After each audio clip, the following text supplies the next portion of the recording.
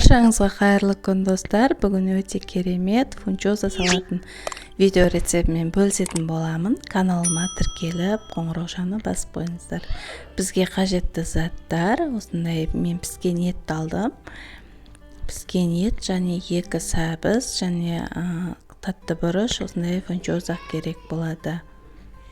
Ал кеттік, бастайық. Алдымен фунчозамызды ыстық суға жібітіп қоятын боламыз. Осылай салып алып, ыстық қайнап тұрған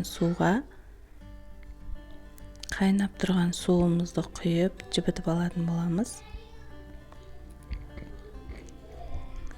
Достар, каналыма тіркелмеген болсаңыздар, тіркеліп, астына комментарий қалдыруды ұмытпаңыздар. Мінекей ыстық суды толтырып құйдым. Енді бетін жауып 10-15 минутқа жауып қоятын боламын. 10-15 минутқа жауып қоямыз. Оға дейін қызып тұрған тапамызға майымызды құйып, жаңағы турап қойған дайын етімізді қуырып алатын боламыз. Осылай салып қуырып алатын боламыз. Қып-қызыл етіп қызартып қуырып аламыз. Өте дәмді болып шығады. Мен видеомды соңына дейін қараңыздар. Достар, қазақша контентті қолдап, қазақша видео рецептімді қолдап кетіңіздер. Огурцемізді осылай турап аламыз. Сосын солонка қылып турайтын боламыз.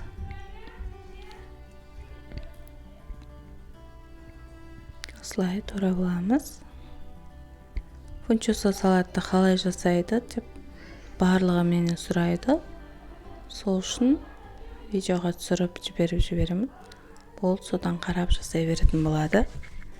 Базардан фунчоза салат сатып алмаймыз. Өте керемет болып шығады. Өзінің қолдан жасап жегенге не жетсін. Осылай жасап, істеп, балдарыңызға берсеңіздер, өте дәмді болып шығады. Сәбізімізді осындай терканың үлкен жағынан өткізіп аламыз. Осылай барлығын майда болып шығады. Осылай қосамыз. Енді фунчозамыз пышақпен бөліп аламыз, жегенге ыңғайлы болу үшін. Осылай пышақпен, қайшымен бөлсеңіздер болады. Және ыстық суға салып болған соң мұздай суға бір салып аламыз.